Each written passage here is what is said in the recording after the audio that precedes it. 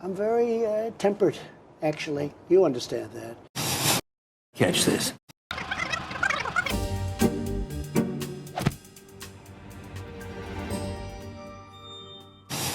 Is the next step, maybe the Trump doctrine even, that the next generation of weaponry, offensive and defensive weapons, will we fight them from Tampa?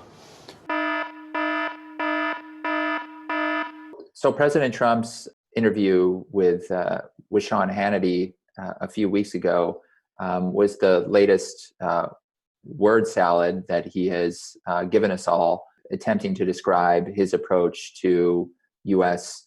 nuclear weapons policy and arms control. We're making the most sophisticated weapons ever made. We're making the greatest missiles, the greatest rockets, the greatest everything ever made.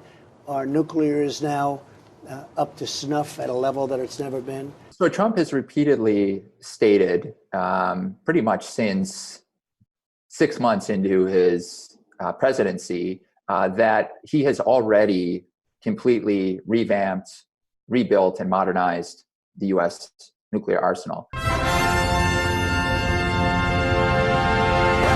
But with the exception, perhaps, of the development of the low-yield warhead for submarine-launched ballistic missiles, the administration has not, the Pentagon specifically, the Department of Energy, has not made any meaningful changes to the current arsenal. We're actually ordering new nuclear. We're building right now new nuclear. Not that I want to, but as you know, Russia was not playing fair with us with the treaty, and we therefore terminated it. I believe that we're going to get together with Russia and with China, and we're going to work out a nuclear pact so that we don't all continue with this craziness. So there's a lot going on in that word salad.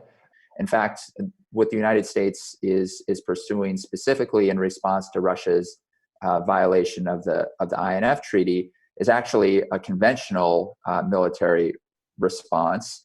And part of that response is the Pentagon beginning research and development on the United States' own conventional ground launch cruise and ballistic missile systems. But again, those systems are going to be, at least according to current plans, conventional only and not nuclear. So right now we have the most powerful nuclear force in the world. Russia is second and China is third. It's very costly and very dangerous. It's very, very dangerous. And we are discussing with Russia and we're discussing with China. There's no evidence that any negotiations are going on, certainly with the Chinese. And in the case of the Russians, the United States and Russia last met to discuss issues of strategic stability in a meeting in July that only lasted for a day. During the recent trade deal with China, I said, we should all get together and work out something, a cap, have a cap.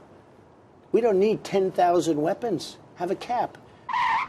Someone at the White House should inform the president that a cap along the lines of what he was describing there does exist. The New START treaty, as it's called, cuts the number of nuclear weapons that the USA and Russia have deployed.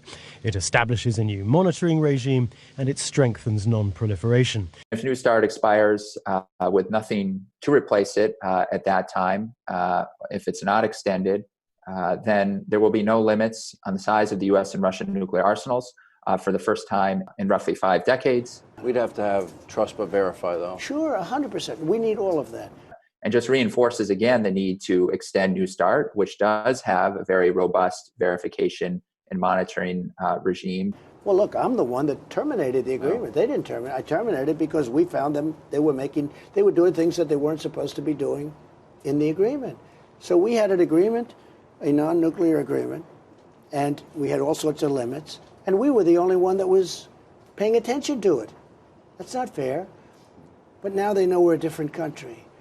So at this point in the word salad, Trump pivots back to the INF Treaty, rightly notes that Russia was flagrantly violating the treaty, incorrectly notes that the INF Treaty was only a non-nuclear agreement. In fact, it banned the possession, testing, and fielding of all types of ground launch cruise and ballistic missiles, whether they're conventional or nuclear, with a range of between 500 and 5,500 kilometers.